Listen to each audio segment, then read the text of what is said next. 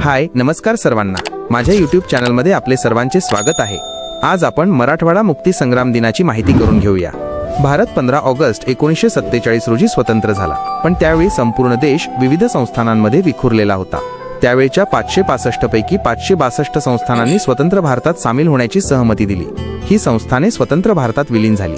मात्र हैदराबाद, काश्मीर आणि जुनागड ही 3 संस्थाने स्वतंत्र भारतात सामील झाली नव्हती। स्वातंत्र्यानंतर इंग्रजांची राजवट गेली, पण या 3 संस्थानातील लोक मात्र अद्याप स्वतंत्र झाले नव्हते। त्या काळात मराठवाडा हा हैदराबाद संस्थानाचा भाग होता आणि मराठवाड्याच्या जनतेला स्वातंत्र्य मिळवण्यासाठी हैदराबादच्या निजामाविरोधात दीर्घ लढा द्यावा लागला। तसेच अनेकांना या लढ्यात त्यांच्या जीवाचे बलिदान द्यावे लागले। देशाला इंग्रजांपासून स्वातंत्र्य मिळण्याच्या आधीपासून मराठवाडा बराच काळ निजामाच्या हैदराबाद राज्याचा भाग होता। भारतीय स्वातंत्र्य लढ्याच्या बरोबरीनेच मराठवाड्याचा हा हैदराबाद मुक्ती संग्राम लढला गेला। निजामाच्या अन्यायी राजवटीतून मराठवाड्याला मुक्त करण्यासाठी मोठी चळवळ या काळात उभारण्यात आली। या आंदोलनाचे नेतृत्व केले ते स्वामी रामानंद तीर्थ यांनी। हैदराबाद संस्थानामध्ये त्या काळात तेलंगणा, सध्याचा मराठवाडा आणि कर्नाटक राज्यातील काही भाग येत असे आणि हैदराबाद संस्थानाची त्यावेळची लोकसंख्या तब्बल 1,60,00,000 होती। मुक्ततेसाठी लढा सुरू असताना रझाकारांचे जनतेवर अत्याचार करणे सुरूच होते।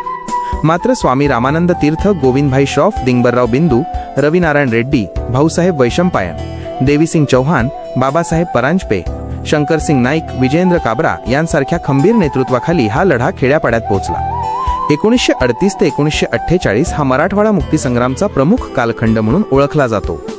याच काळात मराठवाडा निजामांच्या राजवटीतून मुक्त करण्यासाठी वेगवेगळी राजकीय आंदोलने, विद्यार्थी चळवळी इतकेच नाही तर सशस्त्र आंदोलने देखील झाली। हा विरोध मोडून काढण्यासाठी हैदराबादच्या निजामाने कासिम रजवी याच्या मदतीने रझाकार संघटनेची स्थापना केली आणि मराठवाड्यातील जनतेवर अत्याचार करायला सुरुवात केली। निजामाच्या या रझाकार संघटनेचा वापर करून संस्थानातील नागरिकांमध्ये दहशतीचे वातावरण निर्माण करण्याचा प्रयत्न केला। हा निजामाचा स्वतःचे राज्य टिकवण्याचा प्रयत्न होता। पण 15 ऑगस्ट 1947 साली भारताला स्वातंत्र्य मिळाले आणि त्यानंतर मराठवाड्यातील जनतेच्या विरोधाला आणखी चालना मिळाली। यातच निजामाच्या हुकुमशाही राजवटीला उघड आव्हान म्हणून 7 ऑगस्ट रोजी भारतीय संघराज्यात सामील होण्याचा दिवस आणि 15 ऑगस्टला भारताचा स्वातंत्र्य दिन म्हणून साजरा करण्याचे आवाहन करण्यात आले। या आव्हानाला जनतेचा मोठा प्रतिसाद मिळाला। त्यानंतर वेगवेगळे कृती कार्यक्रम हाती घेऊन निजामाच्या सत्तेची पाळेमुळे खणून काढण्यास सुरुवात झाली।